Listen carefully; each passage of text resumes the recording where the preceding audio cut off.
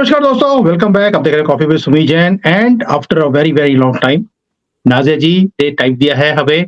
पहले तो thank you so much. Vande Mataram, Bharat Mata की जय, जय जय श्री राम। जय जय श्री राम। नाज़िया जी, एक चीज पूछनी है मुझे आपसे कि हमने देखा है कि रिसेंटली इतने इंसिडेंट्स हमारे सामने आते हैं हर रोज कि जहाँ पे लड़कियों को उठाया जाता है एक ही कम्युनिटी की तरफ से, धर्म परिवर्तन किया जाता है, प्रेशराइज़ किया जाता है, पहले प्यार दिखाया जाता है, उसके बाद उनकी प्रॉपर्टीज़ भी हड़प ली जाती हैं और कोई ना कोई उसके बाद जब सारा कुछ हड़प लिया जाता है, उसके बाद उसे फेंक दिया जाता है या मारकर या वैसे छोड़ दिया जाता है। अभी हमने तुर्की में देखा, वहाँ पर भी इंसिडेंट हो गया। हिंदुओं के लड़के को उठाया, $28,000 माँग लिए। क्यों? उन्होंने अपना घर ख बनाना था, वहाँ पे लड़के को किडनैप किया और पैसे माँग लिए माँ-बाप से।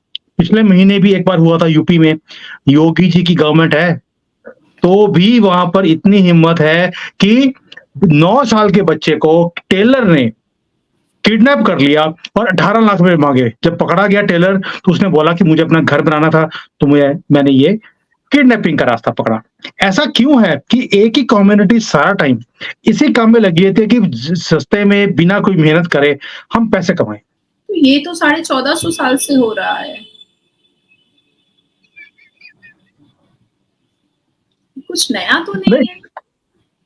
बट आपको नहीं लगता कि ये इंसिडेंट्स अब बढ़ते जा रहे हैं? पहले इतना नहीं था जितना अभी हो रहा है?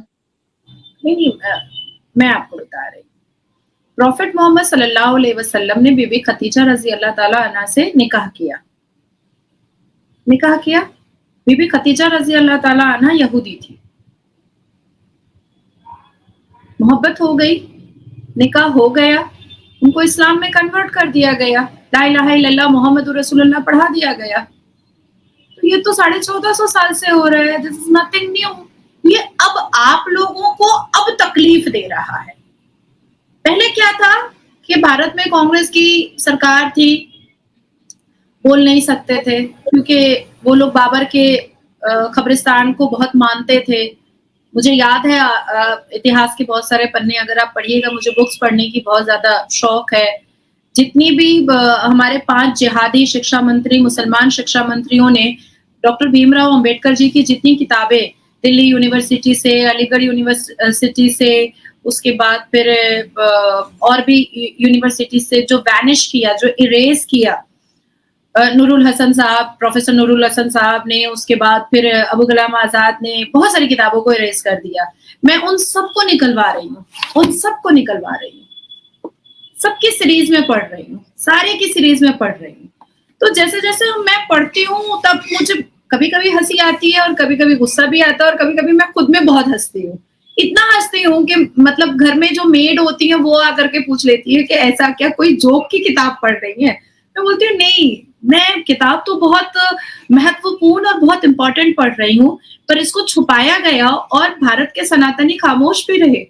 वो चुप भी रहे, उन्होंने अपने माइंड को, अपनी अक्लमंदी को लगाया भी नहीं कि जो इतना बड़ा व्यक्ति डॉक्टर भीमराव अंबेडकर साहब, जिसने अपनी नजरों से सब सारी चीजें देखी, गांधी को देखा, नेहरू को देखा, जिन्ना को देखा, जिसने लियाकत को देखा, और इन सारी चीजों को देखने के बाद क्या सिर्फ उन्होंने संविधान लिखा होगा? ऐसा तो नहीं है। उन्होंने तो बहुत सारी किताबें लिखी होंगी। तो जब मुझे इस चीज की क्यूरियोसिटी हुई and I was really very inquisitive to know कि उन्होंने आखिर कितनी किताबें लिखी। जैसे एपीजे अब्दुल कलाम साहब की जितनी भी किताबें हैं मैंने पढ़ ली हैं। आप कहीं से भी पूछिएगा मैं बता दूंगी, जितनी किताबें सब मैंने पढ़ ली हैं। तो ये सनातनियों को कभी भी दिमाग में आया नहीं। अब देखिए, जब कांग्रेस की सरकार बनी, मैं 53 इयर्स को लेकर के आ रही हूँ, तब आपको मुद्दा समझ में आएगा। जब कांग्रेस की सरकार बनी और 6 जिहादी माइंडेड, आतंकवादी माइंडेड और इस्लामिक माइंडेड जब 6 शिक्षा मंत्री हुए, कैबिनेट शिक्षा मंत्री हुए, तो उन्होंने, वो चाहते तो डिफेंस मिनिस्ट्री मांग सकते थे, वो चाहते तो फाइनेंस मिनिस्ट्री मांग सकते थे, वो चाहते तो माइनॉरिटी मिनिस्ट्री मांग सकते थे। हालांकि मुसलमानों का सबसे पहला हक तो माइनॉरिटी मिनिस्ट्री पे होना चाहिए कांग्रेस के दिमाग से, पर उन्होंने कोई भी महत्वपूर्ण मिनिस्ट्री नहीं मांगी। 5 के 5 शिक्षा मंत्री जो मुसलमान थे कांग्रेस के जमाने में, उन्होंने किसी ने भी कोई मिनिस्ट्री, कैबिनेट मिनिस्ट्री नहीं मांगी, उन्होंने शिक्षा मंत्री मांगी। क्यों मांगी? क्योंकि उनका उनका स्ट्रैटेजी यही था कि वो उन सारी चीजों को इरेज करेंगे जिससे भारत के सनातनी अपनी सभ्यता और संस्कार से जुड़े रहे, जिससे वो अपनी सिविलाइजेशन से जुड़े रहे। उन सारी चीजों को उन्होंने वैनिश किया, इरेज किया और क्या लिखवाया? बाबर महान था, अकबर महान था, औरंगजेब जैसा कोई महान बादशाह हो ही नहीं सकता है। अरे शाहजहां तो इतना बड़ा प्रेम का पुजारी था कि उससे ज्यादा तो कोई हस्बैंड किसी को अपनी बीवी को मोहब्बत कर ही नहीं सकता है, कोई प्रेमी अपनी लैला को मोहब्बत कर ही नहीं सकता है। ये सब उन्होंने चित्र बनाए और उन्होंने ये सारे लोगों को दिमाग में डाल दिया। अच्छा, आज भी यूपीएससी के एग्जाम में जो सवालात आते हैं उसमें ये लिखा हुआ है कि शिवाजी महाराज जो थे वो पहाड़ी चूहा थे, और ये यूपीएससी के छात्रों को लिखना पड़ता है, नहीं तो वो फेल हो जाएगा, उसके वो मार्क्स कट जाएंगे। जबकि शिवाजी महाराज वाकई में मुसलमानों को उन्होंने फोर्ट से जब वो निकल रहे थे तो उन्होंने मुसलमानों को बचाया था, लेकिन जब मुसलमानों की स्ट्रैटेजी उनको समझ में आई तो अफजल खान का पेट भी शिवाजी महाराज नहीं फाड़ा था। यस, है ना? सिम्बा, मुगलों ने उनके ऊपर कितना अत्याचार किया, उनके पैर के अंगूठे काट करके भी कहा कि इस्लाम कबूल कर लो, उनकी हाथ की छोटी उंगली को काटने के बाद भी पूछा कि अब इस्लाम कबूल कर लो, हम तुमको हीरा जवाहरात, हम तुमको बहुत सारी चीजें देंगे। पर सिम्बा ने क्या कहा ना, मैं पुत्र किसका हूं पहले ये देखो, मैं शिवाजी महाराज का वंशज हूं, मेरे रगों में खून शिवाजी महाराज का दौड़ रहा है। अब आते हैं बापूजी। मैं तो उनको फादर ऑफ नेशन नहीं मानती हूँ, क्योंकि मैं इस भारत माँ को, भारत की धरती को मैं मातृभूमि मानती हूँ, तो इनका कोई पिता नहीं हो सकता है, ये गाली हो जाएगी। तो मैं बापू को फादर ऑफ नेशन बिल्कुल नहीं मानती हूँ। हाँ, वो मोहनदास करमचंद गांधी जी थे, हैं और रहेंगे। अब क्या हमने ये इतिहास के पन्नों में नहीं पढ़ा कि वो चाहते तो वो वीर भगत सिंह जी को बचा सकते थे? यस। वायसरॉय ने तो उनको टोका भी था कि आपको कुछ और भी बात करनी है मुझसे क्या, क्योंकि वो जानते थे कि ये आए हैं जो मेमोरेंडम पर साइन करने के लिए, उस पर हो सकता है कि भगत सिंह जी के बारे में ये बात करेंगे। तो उनकी फांसी, और वायसरॉय के दिमाग में ये बात थी कि अगर गांधी जी बोलेंगे तो मैं सोचूंगा कि उनकी फांसी रोक दी जाए। लेकिन क्योंकि गांधी जी को सिर्फ नेहरू को प्रमोट करना था, इसीलिए उन्होंने नेहरू को प्रमोट करने के चक्कर में हमारे वीर भगत सिंह जी का बलिदान दिलवा दिया। तो वीर भगत सिंह जी को फांसी क्यों पड़ी? गांधी जी की वजह से पड़ी। ट्रू, है ना?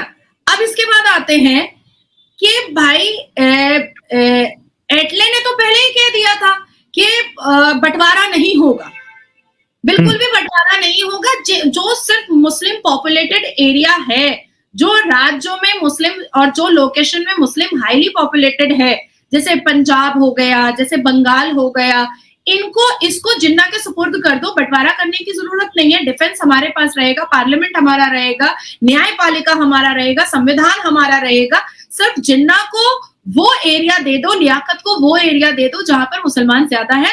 जब इसका डेटा निकाला गया और ब्रिटिश ने निकाला तो बंगाल दिखाई दिया और पंजाब दिखाई दिया। लेकिन क्योंकि नेहरू को भारत का प्रधानमंत्री बनना था, तो इसलिए उसने जिन्ना को समझाया कि तुम भी वजीर आजम बन सकते हो और तुम पाकिस्तान ले लो और मुस्लिम इस्लामिक कंट्री तुम बना डालो। तो इसलिए उसको भी लगा करे नेहरू तो ठीक ही बोल रहा है कि हम तो वजीर आजम बन जाएंगे, किसी दो क्षेत्र को लेकर के अपने आप को छोटा क्यों करेंगे, और मुसलमान ऐसे भी बाप बड़ा ना भैया, सबसे बड़ा रुपया होता है। तो इसलिए जिन्ना ने बना दिया।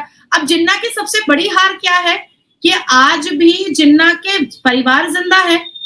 कोई अपने आप को वेडिया बोल रहा है, कोई अपने आप को एनआरआई बोल रहा है, कोई अपने आप को निधि वेडिया बोल रही है, कोई अपने आप को भारत का वंशज बोलता है, लेकिन जिन्ना के नाम को बिल्कुल भी अपने में नहीं जोड़ता है और ना ही पाकिस्तान का रिश्ता अपने आप में जोड़ करके बताना चाहता है। तो आप सोचिए कि जिन्ना के परिवार वाले ही खुद जिन्ना से और जिन्ना के बनाए हुए इस्लामिक रिपब्लिक देश पाकिस्तान से इतनी घिन और नफरत करते हैं, तो जिन्ना की हार यहीं पर हो गई। अब आते हैं कि जैसे जब बचपन से जब मैं बड़ी हो रही थी, मुझे ये बात बताने में कोई भी आश्चर्य या कोई भी मुझे हिचकिचाहट नहीं हो रही है कि मैं क्लास 8 तक मैं उर्दू स्कूल में पढ़ी हूँ, उर्दू सरकारी स्कूल में पढ़ी हूँ। जहाँ पर मैं नात पढ़ा करती थी, जहाँ पर मैं गज़ल पढ़ा करती थी, इसलिए कभी-कभी कोई पूछ लेते हैं कि आप इतना-इतना लंबा-लंबा नात कैसे पढ़ देती हैं? अरे भाई बचपन से पढ़ा है, याद क्यों नहीं रहेगा? याद तो रहना ही चाहिए, है कि नहीं? जो चीज़ें हमने बचपन से पढ़ी है, बाद में मेरी माँ को लगा कि भई ये तो इनका फ्यूचर खराब हो जाएगा, तो इनको अच्छे स्कूलों में डाला जाए, इनको ग्रूम किया जाए।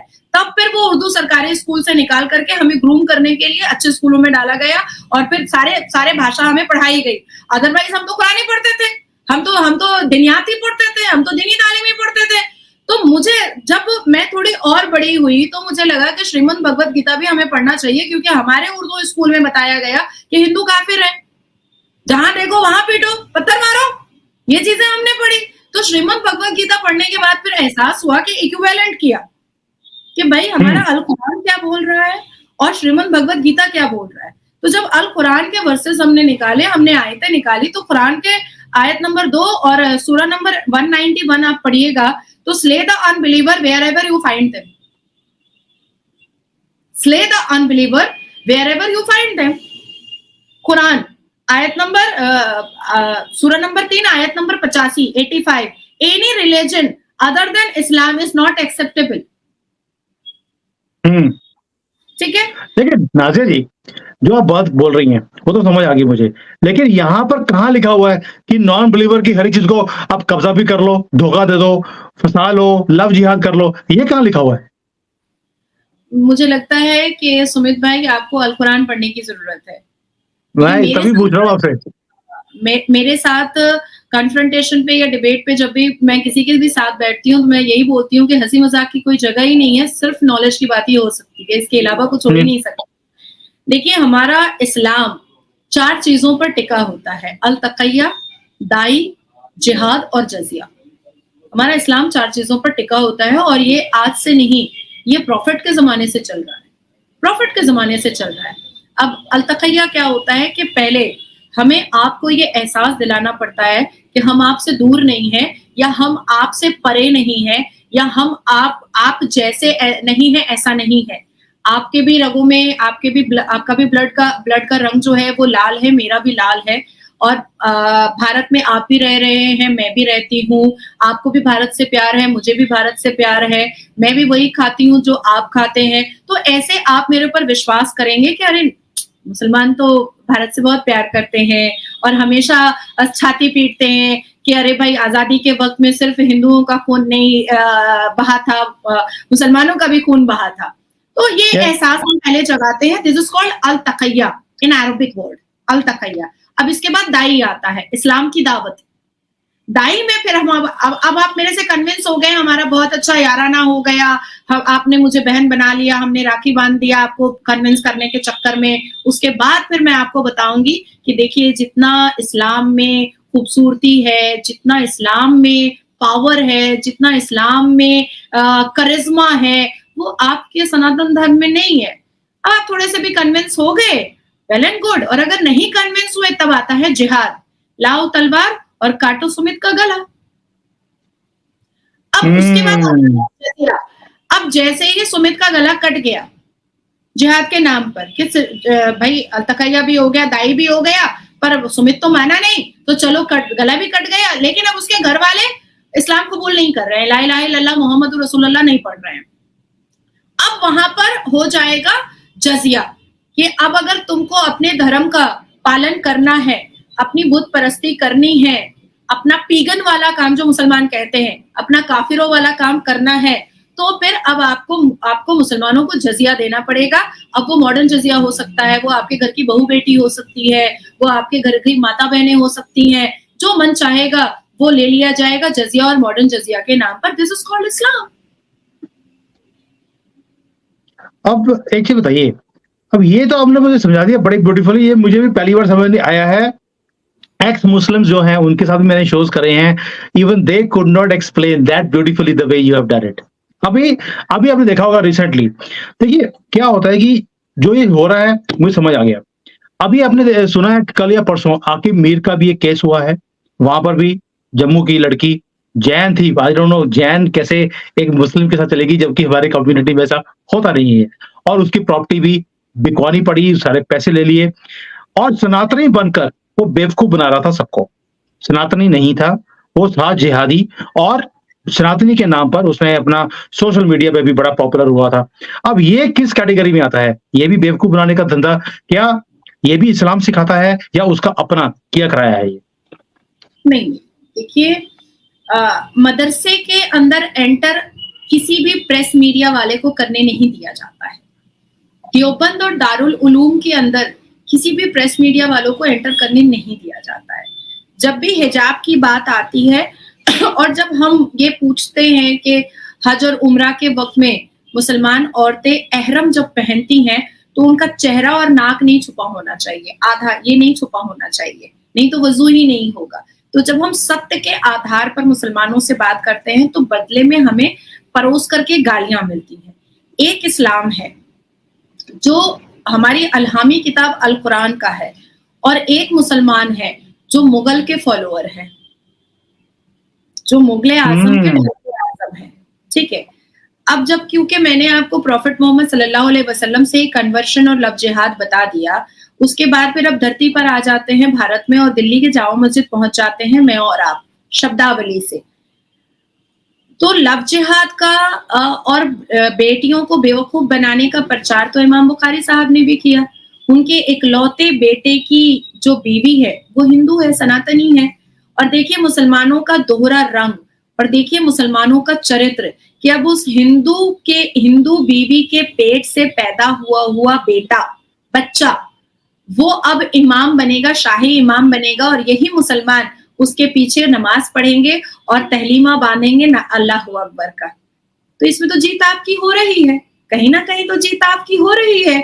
अब आती है बात कि देखिए हम बचपन से जिस मजहब की किताब को पढ़ते हैं उस मजहब की किताब में जब हम ये देखते हैं कि हमारे प्रॉफिट ने ही यहूदियों को कन्वर्ट करवा करके निकाह पढ़ के उसको अपनी बीवी बनाई, तो उनके दिमाग में तो ये आ ही जाता है। अब यहाँ पर मैं थोड़ा सा सनातनी बेटियों को भी बोलूंगी, बिल्कुल बोलूंगी। सबको देखिए अब ऐसा कोई जनरेशन बचा नहीं है जिसको ना पता हो कि मुसलमानों का चरित्र कैसा है, मुसलमान मर्द किस चरित्र के मालिक है।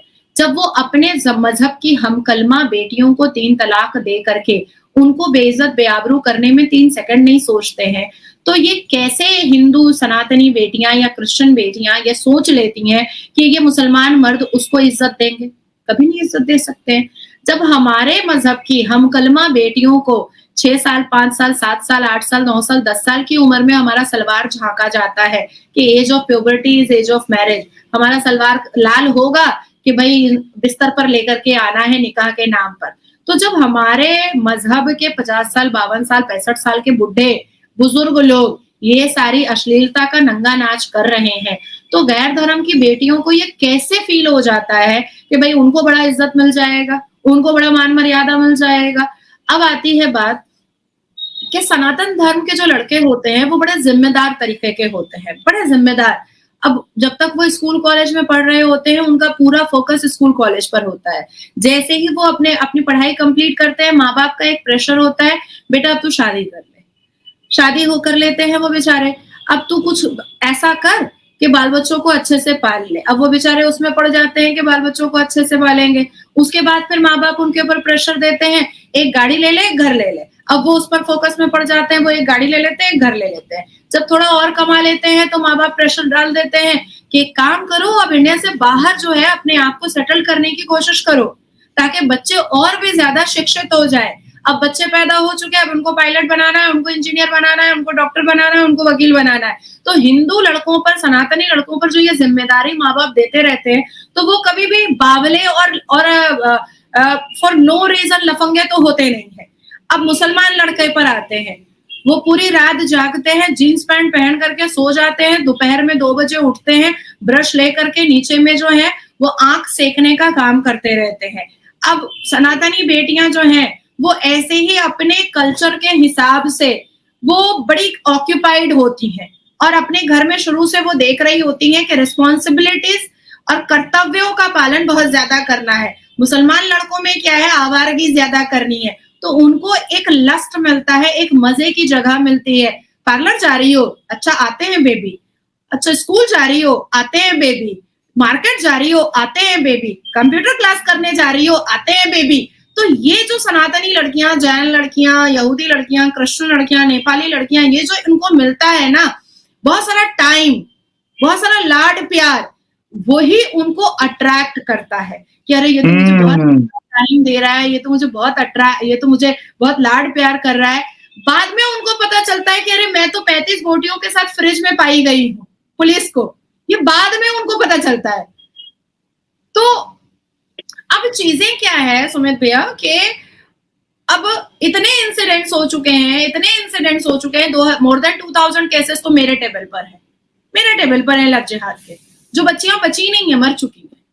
किसी ने सुसाइड कर लिया है डिप्रेशन में, किसी को मार दिया गया है, किसी पर एसिड अटैक किया गया है, किसी का गला घोट दिया गया है। तो अब इतने इंसिडेंट्स के बावजूद भी अगर सनातनी बेटियां फिर भी मुसलमान लफंदरों पर अगर भरोसा करती हैं, तो ये अब उनकी अपनी गलती है। अब हम जैसे लोग रोड पर आकर के बोलते हैं, मैंने तो महाराष्ट्र में मेरी कंपेनिंग थी, तो मैंने तो मंच पर 3,80,000 आदमी, जो पुलिस ने डेटा दिया है कि आपकी स्पीच को सुनने के लिए 3,80,000 लोग आए थे, ये पुलिस का डेटा है महाराष्ट्र का, और उनके सामने मैंने मंच पर लाखों माइक के सामने मैंने ये बात कहा कि जैसे ही मुसलमान लड़के आए आपके इर्द गिर्द मक्खी की तरह भिनभिनाए, उसके मुंह पे थूक दो, कहो कि तुम मेरे काबिल नहीं हो। अब जब इतना बोलने के बाद भी अगर सनातनी बेटियों को मुसलमान लफंदरी पसंद आता है, मदरसा छापी पसंद आता है, तो अब इसमें हम लोग क्या कर सकते हैं? कटो भाई, रहो फ्रिज में, हम क्या कर सकते हैं? अब इससे ज्यादा हम क्या बोल सकते हैं? बट नाज़िया जी, आपको नहीं लगता, जैसे अभी मैंने आपको यूपी का एक इंसिडेंट बताया है कि वहां पर भी जो टेलर था, फैमिली टेलर है, हमेशा फैमिली वहीं पे जाती है, उसके लड़के को किडनैप कर लिया कि अपना घर बनाना है। आपको नहीं लगता कि जो ये तुष्टीकरण जो करती हैं पॉलिटिकल पार्टीज, आपका ऑनरेबल, मैं तो नॉन जस्टिस बोलता हूँ आजकल उनको, नॉन जस्टिस जो सुप्रीम कोर्ट है, कोर्ट बोल रहा हूँ मैं रिस्पेक्टफुली, क्योंकि आप रिप्रेजेंट करती है उनको, अदरवाइज कोई और वर्ड आजकल प्रचलित है दुनिया में। लेकिन ये जो तुष्टीकरण है इनको सपोर्ट का, क्या आपको लगता नहीं है ये भी इन चीजों को बढ़ावा दे रहा है? नहीं, बिल्कुल नहीं। 53 साल में कांग्रेस ने डिवाइड एंड रूल की जो पॉलिसी खेली, 53 साल में कांग्रेस ने जिस हिसाब से संविधान के साथ छेड़छाड़ किया है, 53 साल में कांग्रेस ने जिस हिसाब से कानून के साथ अकेले अपने तरीके से छेड़छाड़ किया है, 53 साल में कांग्रेस ने जिस हिसाब से मुसलमानों को जानबूझ करके आतंकी, जिहादी, जंगजू और वाहियात, अश्लील बनाया है अपने वोट बैंक की राजनीति करने के लिए, ये उसी का परिणाम हमें नजर आ रहा है। देखिए, मेरा मानना ऐसा है कि हम जब पब्लिक ट्रांसपोर्ट को यूज करते हैं और एक बार जब हमारा पिक पॉकेट हो जाता है, तो दूसरी बार हम बहुत सावधानी से पब्लिक ट्रांसपोर्ट यूज करते हैं। अब एक बार जब हमारा पिक पॉकेट हो गया, अब दूसरी बार भी हम वही लापरवाही बरतेंगे, तो इसका मतलब है कि ये हम करवा रहे हैं, हम बढ़ावा दे रहे हैं। 53 साल में जब भी कोई व्यक्ति आकर के सामने में इस तुष्टीकरण की राजनीति और इस डिवाइड एंड रूल की पॉलिसी और ये मुसलमानों की आतंकी स्ट्रैटेजी के बारे में बात करता था, वो जेल चला जाता था या फिर उसकी जुबान को किसी न किसी इस्लामिक तरीके से बंद कर दिया जाता था। लेकिन अब जब लोग सामने आकर के बात कर रहे हैं, तो कहीं ना कहीं युवाओं के दिमाग में ये बात आ रही है, अरे नाज़िया जी ने ऐसी बात कही थी, जरा पन्नों को खोला तो जाए, जरा उस किताब को ढूंढा तो जाए, जरा उस इतिहास को निकाला तो जाए। इमरजेंसी के दौरान beyond the law Indira Gandhi ji ने जितने भी आर्टिकल्स के अमेंडमेंट करा करके मुसलमानों को उन्होंने पावरफुल करके जो आतंकी स्ट्रैटेजी जो खेला, अब मैंने ये बात रखी है, अगर 50 युवा भी इसको रीचेक करते हैं, तो मुझे लगता है कि वो अब संभल जाएंगे, बिल्कुल संभल जाएंगे। अब आती है बात कि देखिए, ये बात किसको नहीं पता है कि कांग्रेस के इस्लामिक मोहब्बत ने ही कांग्रेस को देश की पार्टी से मोहल्ले की पार्टी बना डाली। देखिए, वो मोहल्ले की पार्टी बन गई है, वो एक अलग चीज है। नहीं, आप मानना पड़ेगा ना, ये चीज मानना पड़ेगा ना। देखिए, जिस काले कोट को पहन करके मैं न्यायपालिका जाती हूँ, उस न्यायपालिका के जिस संविधान पर सारे जजमेंट्स आते हैं, उस संविधान को तो मैंने बाखूबी पढ़ा है ना, बिल्कुल पढ़ा है ना। उस आईपीसी, सीआरपीसी को तो मैंने बाखूबी पढ़ा है ना, और उसी संविधान के द्वारा ही मैंने 3 तलाक के जजमेंट को मैं लेकर आई ना, उसी संविधान के द्वारा। उसी संविधान के द्वारा मेरा आज भी पॉलीगेमी हलाला बैन करने के लिए कॉन्स्टिट्यूशन बेंच पर लगा है। उसी संविधान के द्वारा मैंने कलकत्ता हाई कोर्ट में अभी ड्यूरिंग द इलेक्शन मेरी पूरी टीम ने मेहनत कर करके एक पीआईएल फाइल किया कि जब तक मुसलमान बेटियां क्लास 12 पास ना कर लें तब तक उनका निकाह नहीं होना चाहिए। उनको इस्लामिक और संवैधानिक दोनों राइट मिलना चाहिए। अब इस्लामिक कैसे? क्योंकि हमारे अल कुरान में पहला वर्ड इकरा का है और जिसमें कोई जेंडर डिस्क्रिमिनेशन नहीं है, तो इकरा का मतलब होता है पढ़ो। तो ये हमारा इस्लामिक राइट हुआ और संवैधानिक राइट हुआ एजुकेशन एक्ट। तो हमने तो मांगा उसी संविधान से मांगा। तो देखिए, लड़ने वाला और देश के हित में अच्छा करने वाला उस संविधान से ही बहुत सारी खूबसूरत चीजें निकाल करके लड़ करके एक लीगल बैटल फाइट कर करके अच्छे जजमेंट्स लेकर आ रहा है। पर हाँ, फिर भी मैं कहना चाहूंगी कि इंदिरा गांधी जी ने इमरजेंसी के वक्त में उन्होंने संविधान के साथ जो छेड़छाड़ किया था, उन्होंने संविधान के साथ जो अपने तुष्टीकरण की राजनीति का मिक्सचर बनाया था, उसको फिर से रिकरेक्ट करने की जरूरत है। जिस दिन वो रिकरेक्ट हो गया, उस दिन सर्वोच्च न्यायपालिका का जजमेंट संवैधानिक तरीके से आएगा, इस्लामिक तरीके से नहीं आएगा। अब इसके लिए करना क्या होगा? इसके लिए करना ये होगा कि ढूंढ करके डॉक्टर भीमराव अंबेडकर साहब की जितनी किताबें उन्होंने लिखी हैं, वो निकाल करके लेकर आना पड़ेगा और the honourable supreme court of India को ये बताना पड़ेगा कि इमरजेंसी के वक्त में इन आर्टिकल्स के साथ छेड़छाड़ करके एक तुष्टीकरण की राजनीति और वोट बैंक को प्रशंसा दी गई थी और उसको महत्व देने के लिए इंदिरा गांधी जी ने ये सारा पाप किया था जो आज तक हम झेल रहे हैं। हालांकि डॉक्टर भीमराव अंबेडकर साहब ने ये बातें लिखी थी, तो ये हमें मेहनत करनी पड़ेगी। मैं उसका आपको एक एग्जाम्पल दे देना चाहती हूँ। मैं अभी अपने हाथ में जो किताब लेकर के बैठी हुई हूँ, ये सीरीज 6 है। इसका मैंने 5 सीरीज पढ़ लिया है। इसकी टाइपिंग आप देखिएगा, ये पुरानी, ये मैंने बहुत मुश्किल से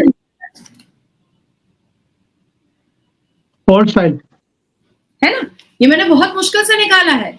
और जिस लाइब्रेरी से मैंने ये किताब निकाला है, उस लाइब्रेरी वाले ने मुझसे कहा है, मैं नाम नहीं रिवील करूंगी, कि मैडम इसका कोई स्लिप मैं आपको नहीं दे सकता हूँ, क्योंकि ये हमने छुपा कर रखा है। वो क्यों? अब आप सोचिए कि जिस डॉक्टर भीमराव अंबेडकर साहब के संविधान को हाथ में लेकर के देश में मेंबर ऑफ पार्लियामेंट शपथ लेते हैं, जिस संविधान को हाथ में लेकर के बड़े फैसले होते हैं सर्वोच्च न्यायपालिका में, जिस संविधान को हाथ में लेकर के शायद कोई फांसी पर चढ़ जाता है, शायद किसी को उम्र कैद की सजा मिल जाती है और शायद किसी को बाइज्जत बरी किया जाता है। जब इंदिरा गांधी जी ने इमरजेंसी के वक्त में बिना किसी विपक्षी दल के, बिना किसी रोक टोक करके उस आर्टिकल और उस संवैधानिक चीजों में ही छेड़छाड़ कर दी होगी, तो बेचारा सर्वोच्च न्यायपालिका क्या करेगा? वो तो वही संविधान में लिखा हुआ है। नाज़िया जी, जैसे आपने आज कई चीजें क्लियर करी हैं, मजा आ गया मुझे कि कहाँ पे रूट कॉज कहाँ पर है और इस रूट कॉज को सॉल्व करने का सॉल्यूशन कहाँ पर है। वो दोनों चीजें आपने जिस तरह से समझाई है ना, I am really indebted to you कि ये क्लैरिटी मुझे नहीं थी। मैंने बहुत गाली निकाली है सुप्रीम कोर्ट को भी और बाकियों को भी। आज कुछ चीजों के लिए माफी मांग लेता हूँ, कुछ चीजों के लिए अभी भी उनको छोड़ने वाला नहीं हो, क्योंकि ये संविधान में कहीं नहीं लिखा हुआ कि एक 17 साल का लड़का शराब पीकर 2 लड़कों की मौत का जिम्मेवार बनता है, उसे 15 घंटे में बेल मिल जाती है कि 300 शब्दों का आप एक निबंध लिखिए। ये भी कहीं संविधान में लिखा नहीं है। दैट मीन्स कुछ ना कुछ तो हुआ है और कोई आदमी बेल नहीं माँगता, उसे बेल मिल जाती है क्योंकि उसे राजनीति चमकानी है। लेकिन दूसरी तरफ एक और सीएम है, उसे नहीं मिलती। तो कहीं न कहीं मापदंड सही नहीं है, कुछ तो गलत है। तो इसलिए नहीं, अभी उसके ऊपर नहीं जाते, आज उसके मैं ऊपर नहीं जाते, सुनिए किसी और दिन करेंगे। नहीं, मैं इतनी हिम्मत रखती हूँ कि मैं सही को सही और गलत को गलत जब मैं नेशनल न्यूज़ पर कह सकती हूँ, तो मैं कहीं पर भी कह सकती हूँ। मैं ऐलानिया कहती हूँ और मैं आज आपके सामने भी इस बात की पुष्टिकरण करना चाहूँगी कि मुझे बहुत बहुत तकलीफ हुई जब अरविंद केजरीवाल जैसे शराब घोटाले और तोलाबाज़ व्यक्ति को बेल मिला और बिना किसी संवैधानिक आधार पर मिला।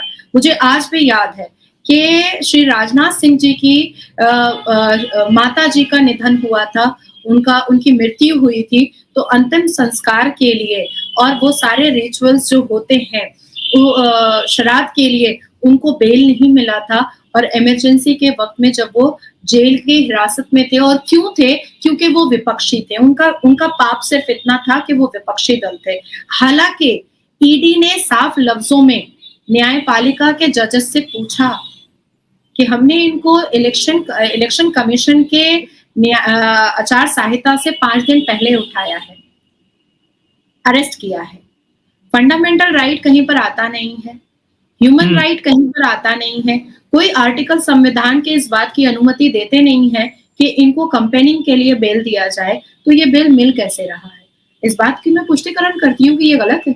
ये गलत, बिल्कुल तो गलत, तभी जो कह रहा गलत हूँ, कुछ चीज़ें कॉन्स्टिट्यूशन में गलत हैं, कुछ चीज़ें पर्सनली भी गलत हैं और जो जजमेंट दिया गया था केजरीवाल के लिए, उसके बाद हमारे नॉन जस्टिस क्या बोलते हैं, हमें जो सही लगा हमने वो किया। क्या अब जस्टिस सही और गलत लगने से होगा या जो रूल्स बोलते हैं उसके हिसाब से होगा? इसके बारे में किसी और दिन बात करेंगे, लेकिन आज जो मुद्दा था, मुद्दा बड़ा क्लियर था और आपने बिल्कुल क्लियर वे से समझा दिया कि प्रॉब्लम कहाँ है। राइट फ्रॉम 1400 टू कांग्रेस का जो तुष्टीकरण की जो नीतियां थी इंदिरा गांधी और उसको ठीक करने के लिए मुझे लगता है 400 पार जरूरी है, तभी ठीक होगा। राजा जी, थैंक यू सो मच। आज आपने बहुत देर के बाद टाइम दिया, लेकिन अगली बार मैं इतनी देर वेट नहीं कर सकता हूँ अब तो। And I hope you will honour give me some time, ताकि ऐसे मुद्दे जो सिर्फ आप कवर कर सकती हैं, क्योंकि इन चीजों में डेप्थ चाहिए, स्टडी चाहिए और दोनों आपके पास है। और ऊपर से बेधड़क बोलने वाला आदमी भी चाहिए जो सुप्रीम कोर्ट के मुंह पे बोल सके कि ये जजमेंट गलत है। तो let's have another show some time in the future whenever you have time. And आज के लिए जय श्री राम। वंदे मातरम, भारत माता की जय। भारत माता की जय। Hi there. If you liked the video, please don't forget to smash the like button, subscribe to our channel, and activate the bell icon so that you receive all notifications whenever we upload a new video. Thanks for watching.